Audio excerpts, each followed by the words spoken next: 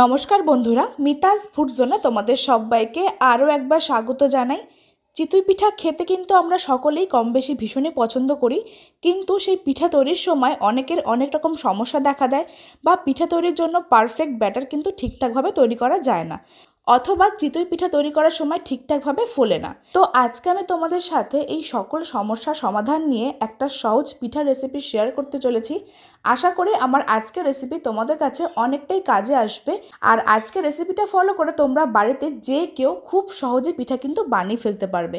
তো চলো শুরু করা যাক আজকের এই সহজ চিতই পিঠা রেসিপিটা। তো চিতই পিঠা বানাবার জন্য প্রথমে একটা মিক্সিং বোল নিয়েছি। একটা বড় জায়গা হলে পিঠার ব্যাটার তৈরি করতে কিন্তু সুবিধা হবে, আর চেষ্টা করবে একটু বড় জায়গা নেওয়ার, এতে করে কিন্তু পিঠের ব্যাটার রেডি করতে আমাদের সুবিধা হবে আর মাখতেও সুবিধা হবে।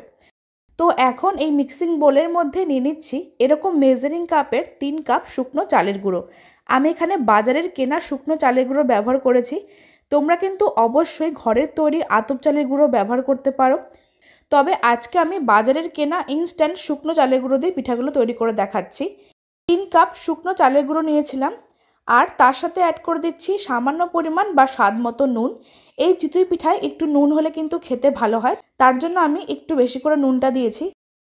এবার এই চালের গুঁড়োর সাথে নুনটাকে একসাথে খুব ভালো করে মিশিয়ে নিচ্ছি। শুকনো অবস্থায় নুন আর চালের গুঁড়োটাকে ভালো করে মিশিয়ে নিতে হবে, এতে করে কিন্তু কোথাও নুনটা কম বেশি হবে না, আর পিঠেগুলো খেতেও ভালো হবে। নুনটাকে প্রথমে হাতের সাহায্যে মিশিয়ে নিয়েছিলাম। এবার আমি এরকম কফি কাপের 1 কাপ গরম জল নিয়েছি, আর জলটা কিন্তু খুব একটা বেশি ফুটন্ত হবে না, তবে এরকম করে একটা আঙ্গুল ডুবিয়ে রাখা যাচ্ছে। তো দেখো কিছুক্ষণ সময় আমি আঙ্গুলটাকে ডুবিয়ে রাখতে পারছি, এরকম অবস্থায় কিন্তু জলটাকে গরম করতে হবে। তো এবার এই 1 কাপ গরম জলটা অল্প অল্প করে চালের গুঁড়োর মধ্যে অ্যাড করছি, আর খুব ভালো করে হাতের সাহায্যে মেখে নিচ্ছি। এই কাজটা কিন্তু অবশ্যই হাতের সাহায্যে করলে বেশি ভালো হয়, তাহলে কিন্তু পিঠেগুলো খুব সফট হবে আর নরম তুলতুলে হবে, আর প্রত্যেকটা পিঠে ফুলকো হবে। তো দেখো আমি এখানে কাজটা কিভাবে করছি। অল্প অল্প করে জলটা এখানে অ্যাড করতে হবে, আর খুব ভালো করে হাতের সাহায্যে প্রথমে মেখে নিচ্ছি। আর জলটা কিন্তু অবশ্যই এরকম গরম অবস্থায় নিতে হবে, কোনো রকম ফুটন্ত জল অথবা একদম হালকা গরম জল নিলে কিন্তু হবে না। তো দেখো আমি এখানে 1 কাপ জল এভাবে অল্প অল্প করে দিচ্ছি, আর ঠিক এরকমভাবে হাতের সাহায্যে মেখে নিচ্ছি। আর যত ভালোভাবে হাতের সাহায্যে এভাবে ফেটানো হবে তত কিন্তু পিঠেগুলো নরম তুলতুলে হবে। তো আমি এখানে ওই 1 কাপ গরম জলটা পুরোটাই দিয়ে দিয়েছি, আর তারপর খুব ভালো করে মেখে নিতে হবে। প্রথমে মিশ্রণটা কিন্তু পাতলা করলে চলবে না, এরকম ঘন অবস্থায় কিন্তু ভালো করে মাখতে হবে, তাহলে মিশ্রণটা খুব সুন্দরভাবে ফেটানো হবে। তারপর খুব ভালো করে একটু সময় নিয়ে মাখতে হবে। যত বেশিক্ষণ সময় ধরে মিশ্রণটাকে ফেটানো হবে তত কিন্তু পিঠেগুলো নরম তুলতুলে হবে।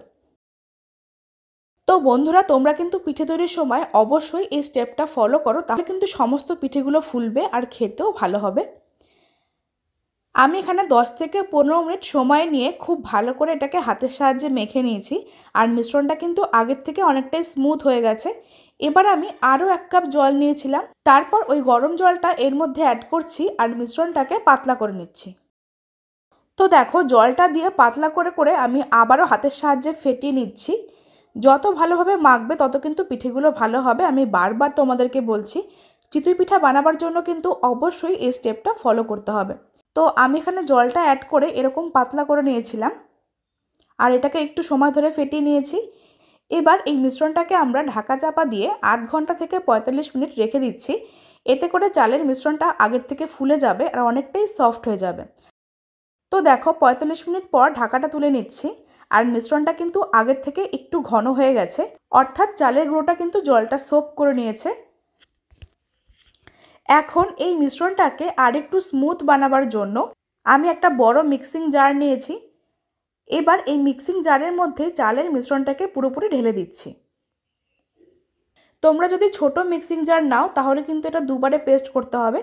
তো আমি এখানে একেবারে পুরো মিশ্রণটাকে দিয়ে দিয়েছি, আর তার সাথে বাটিটাকে ধুয়ে সামান্য পরিমাণ উষ্ণ গরম জল অ্যাড করে দিয়েছি। এখন আমি এর মধ্যে আরও একটা উপকরণ অ্যাড করছি, এতে করে কিন্তু পিঠেগুলো খুব সুন্দর সফট হয়। আমি এখানে 1/4 কাপ পরিমাণ ভাত অ্যাড করছি। তোমাদের বাড়িতে যদি ভাত থেকে থাকে তাহলে তার থেকে অল্প পরিমাণ ভাত অ্যাড করবে, এতে করে কিন্তু চিতই পিঠাগুলো খুব সুন্দরভাবে সফট হয় আর ফুলে ওঠে। তো ভাতটা কিন্তু খুব বেশি পরিমাণ দেওয়ার দরকার নেই, আমি এখানে পরিমাণ মতন 1/4 কাপ ভাত নিয়েছি। তো দেখো বন্ধুরা, খুব ভালো করে কিন্তু গ্রাইন্ড করে নিয়েছিলাম আর মিশ্রণটা কিন্তু একটা স্মুথ পেস্ট বানিয়ে নেওয়া হয়ে গেছে। আর ঠিক এরকম একটা স্মুথ মিশ্রণ বানিয়ে নিতে হবে। এখন এই মিশ্রণটাকে একটা বড় পাত্রে ঢেলে নিচ্ছি। আর দেখো, মিক্সিতে গ্রাইন্ড করার পর এটা কিন্তু পরিমাণে আরও কিছুটা বেড়ে গেছে। একটা পাত্রে মিশ্রণটাকে ঢেলে নেবার পর মিক্সিং জারটা ধুয়ে আরও 1/2 কাপ পরিমাণ জল অ্যাড করে দিলাম। আর জলটা কিন্তু অবশ্যই গরম জল অ্যাড করতে হবে, কোনো রকম ঠান্ডা জল কিন্তু দেওয়া যাবে না। জলটা দিয়ে আবারও একবার হাতার সাহায্যে ভালো করে মিশিয়ে নিচ্ছি। আর আমাদের চিতই পিঠার মিশ্রণটা কিন্তু একদম রেডি হয়ে গেছে। মিশ্রণটার ঘনত্বটা তোমরা একটু লক্ষ্য করলে বুঝতে পারবে যে কীরকম ঘনত্ব রাখতে হবে। খুব একটা বেশি পাতলাও হবে না, আবার একেবারে ঘনও হবে না, ঠিক এরকম একটা কনসিস্টেন্সির ব্যাটার বানাতে হবে। এবার চিতই পিঠাগুলো বানাবার জন্য গ্যাসের ওপর একটা আপ্পে প্যান বসিয়ে দিয়েছিলাম। তোমাদের বাড়িতে যদি কোনো রকম ছাঁচ না থাকে অথবা মাটির উনুনের ব্যবস্থা না থাকে, তাহলে কিন্তু খুব সহজে এই আপ্পে প্যানে পিঠেগুলো কিন্তু বানাতে পারো। এতে করে কিন্তু পিঠেগুলো খুব সুন্দরভাবে ফুলকো হয় আর খেতেও ভালো হয়। তো আমি আপ্পে প্যানটাকে ভালো করে প্রথমে গরম করে নিয়েছিলাম। তারপর একটা বাটিতে অল্প পরিমাণ তেল আর জল খুব ভালো করে মিশিয়ে নিয়েছি। সেই তেল জলের মিশ্রণটা একটা তেল ব্রাশের সাহায্যে ভালো করে প্রত্যেকটা প্যানে ব্রাশ করে দিচ্ছি। এতে করে পিঠেগুলো বানাবার পর খুব সহজে উঠে আসবে আর পিছনটা কিন্তু কোনো রকমভাবে কালো হবে না।